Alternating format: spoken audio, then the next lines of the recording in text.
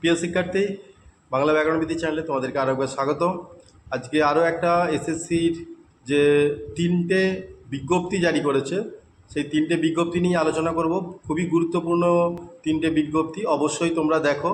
SSC SLST সংক্রান্ত এবং category change, অর্থাৎ জেনারেল থেকে এসসি এসটি বা পিএইচ ক্যাটাগরিতে যে চেঞ্জ করার জন্য যারা অ্যাপ্লিকেশান করেছিলেন, অর্থাৎ রিট পিটিশান করেছিলেন কলকাতা হাইকোর্টে 200 টাকা ফি এর বিনিময়ে, সেই তাদের জন্য একটা বিজ্ঞপ্তি। কারণ এই বিজ্ঞপ্তিটা অবশ্যই জানা দরকার তোমাদের, তোমরা অবশ্যই জানো যদিও, তবু কালকের যে বিজ্ঞপ্তি 13 তারিখের যে বিজ্ঞপ্তি, সেইটাই নিয়েই আমি আজকে আলোচনা করছি।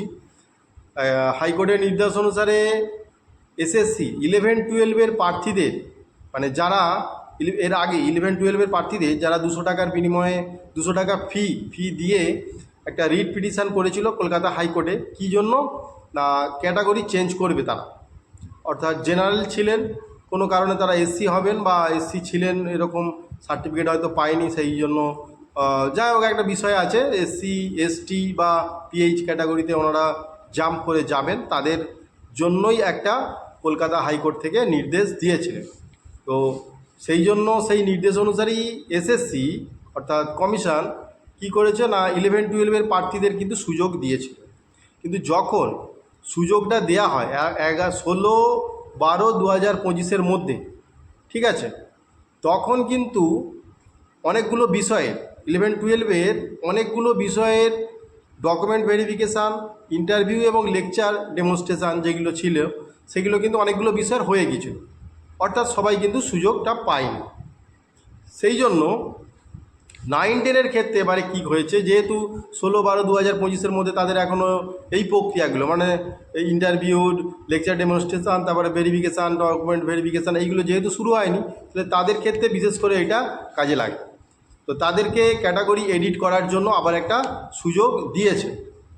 তো দেওয়ার ফলে ফলাফল কি দাঁড়িয়েছে না, ক্যাটাগরি পরিবর্তন করা 390 জন প্রার্থীর মধ্যে 165 জন প্রার্থী নতুন করে যে কাট অফ নম্বর তারা পেয়েছেন, সেই অনুযায়ী কিন্তু 165 জন প্রার্থী ইন্টারভিউ তালিকায় যুক্ত হয়েছে।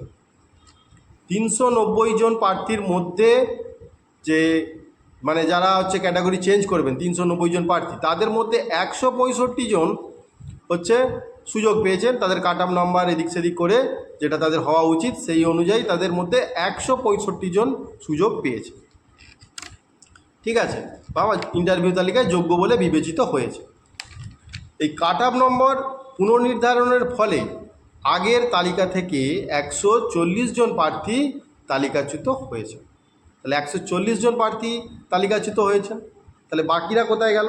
বাকিরা হয়তো কোনো কোনো কারণে কেটে গেছে, কারণ তারা সংশোধিত যে কাট অফ মার্ক তারা পাওয়া কথা, সেই কাট অফ মার্ক হয়তো অর্জন করতে পারেন, ঠিক আছে। তাই নতুন ইন্টারভিউ তালিকা নতুনভাবে অন্তর্ভুক্ত হওয়া প্রার্থী এবং তালিকা থেকে বাদ পড়া যে প্রার্থীরা ছিলেন, সেই প্রার্থীদের ডিটেলসটা নাম সহ নিচে পুরো মার্কস সহ নাম সহ সেগুলো নিচে দেওয়া আছে। এই হচ্ছে সবথেকে গুরুত্বপূর্ণ একটা বিষয়। তোমরা www.ssc বা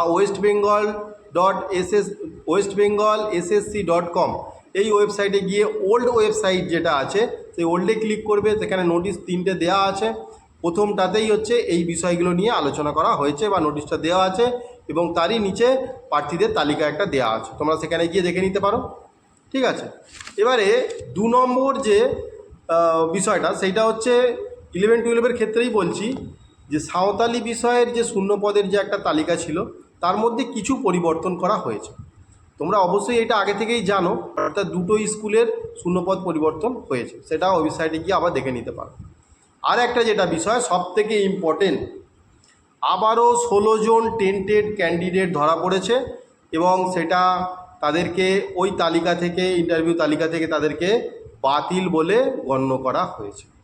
16 জন যারা টেন্টেড ক্যান্ডিডেট, তাদেরকে আবার সেই কমিশনের চোখে এসেছে যে এরা টেন্টেড ক্যান্ডিডেট, সেই জন্য তাদেরকে বাতিল করা হয়েছে। এই হলো এসএসসির 3টে মোট বিজ্ঞপ্তি। এই 3টে বিজ্ঞপ্তি খুবই ইম্পর্ট্যান্ট, তোমরা দেখতে পারো ওয়েবসাইটে গিয়ে, যেটা বললাম। ঠিক আছে।